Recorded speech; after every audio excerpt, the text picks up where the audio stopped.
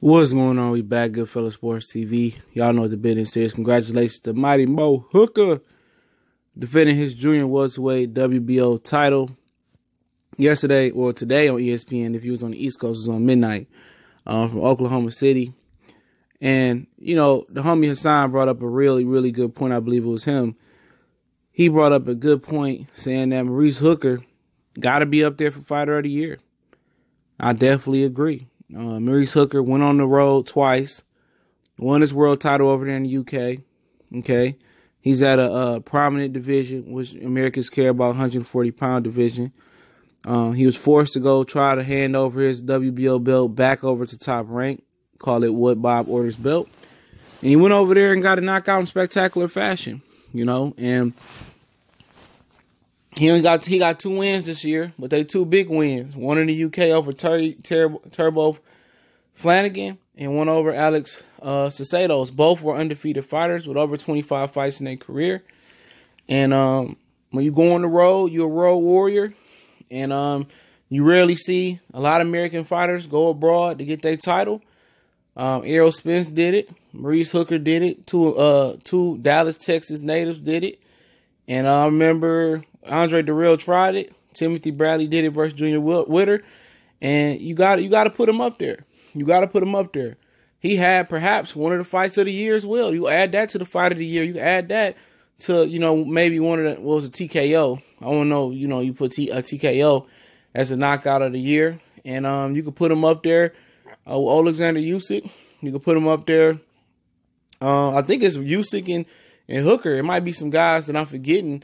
And we give awards out the last week in December, fight of the year, and all that other stuff out as well. I mean, you know, it's a lot of things that can happen. You could throw Wilder in there if he could beat Fury and knock him out in spectacular fashion, beating Fury and Luis Ortiz. You know what I'm saying? So, you know, it's been a hell of a year. You know, especially due to a lot of fighters being inactive. It ain't too many fighters you could put up there. I mean, you could put Alexander Usyk, Lomachenko, now Maurice Hooker. You know, who else? Who else could you put up there? You know, though, I think those, you know, if Deontay Wilder win, those are the 4 fighters that's leading, in my opinion.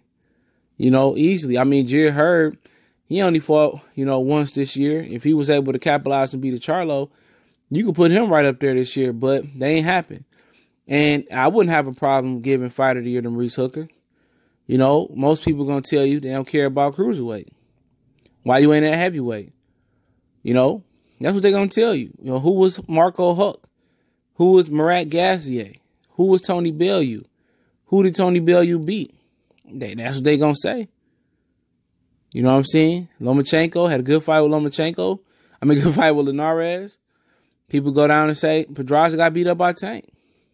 People could say Deontay Wilder fighting old Luis Ortiz. Ortiz is, I think, second best heavyweight in my opinion behind Wilder. They're going to say, oh, Tyson Fury wasn't ready yet. You know, people could discredit Maurice Hooker. But Terry Flanagan was a former world title holder. He held the title at 135. Alex Cesados, he went on the road and beat both of them. When American fighters don't accustomed to do that. And also, he's in a popular division, you know. And he scored a knockout for everybody to see. He didn't score a knockout on the World Boxing Super Series tournament where nobody was able to see it. I'm not saying that I believe these things. I'm just saying that's what you're going to get. That's what you're going to get. I think those are, you know, depending, minus Wilder right now, those are going to be your 3 leaders. Usyk, Lomachenko, Maurice Hooker right now. And I'm impartial to give it to Maurice Hooker because I'm biased towards American fighters.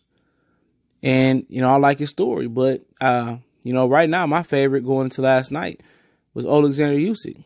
And possibly Usyk might have a knockout of the year, too. So, you know, let me know what y'all think. I think Maurice Hooker's a strong candidate to win this award. He's definitely the fighter of the year in the United States, bar none right now. Barring Deontay Wilder with a spectacular knockout of Tyson Fury. But we'll see. We got a lot of fights left to go over the next month and a half. It's Goodfellas Sports TV. Don't forget me on Facebook, Twitter. Also, you can email me, DM me, reach me on all those platforms. Got the Facebook group as well. The links in the description, all of them. Want to make a donation to the channel? That link's there as well. Definitely appreciate all the brothers and sisters out there holding us down like, whoa, we gone.